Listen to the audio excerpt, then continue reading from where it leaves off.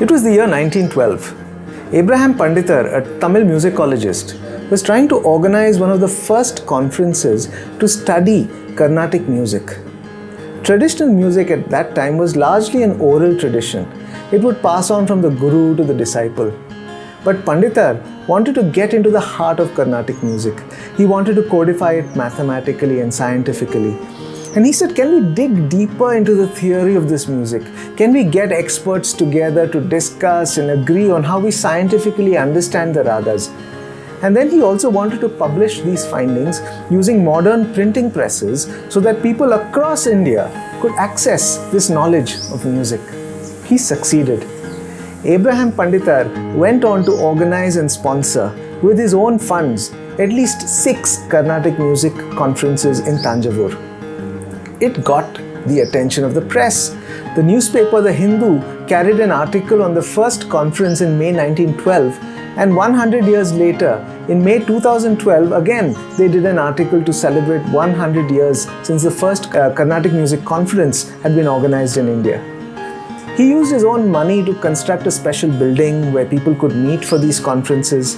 He used his wealth to patronize several musicians.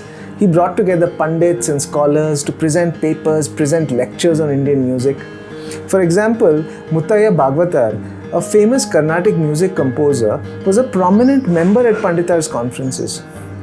Pandithar's conference mechanism, or Sangam, it became the blueprint for several Carnatic music conferences that were to follow.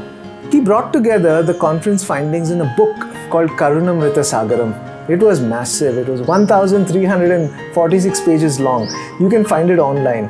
It was the first of its kind exploration of Tamil music. The A.R. Rahman Foundation is now running a project to celebrate 100 years of this book.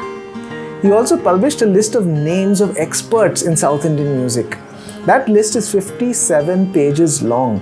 700 names of men and women from across India, historically verified.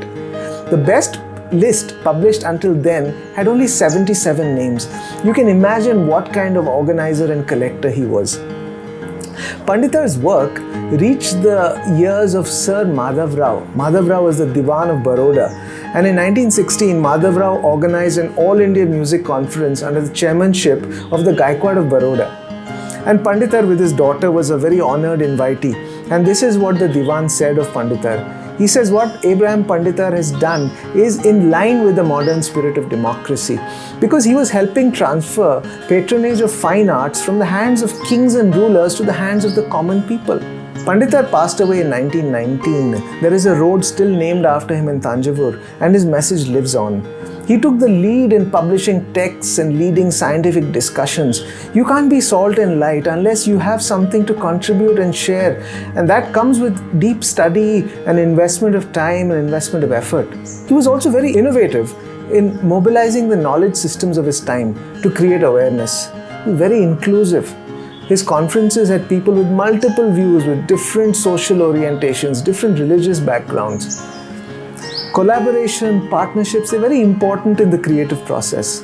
During the pandemic too, people are creating and making music together, even virtually. 100 years ago, Abraham Pandithar appealed to his countrymen to come forward on their own accord, to support these collaborative movements, to stop expecting the kings and rulers to patronize music.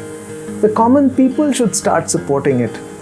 Our artists, our musicians, our creative friends, even today, need our support.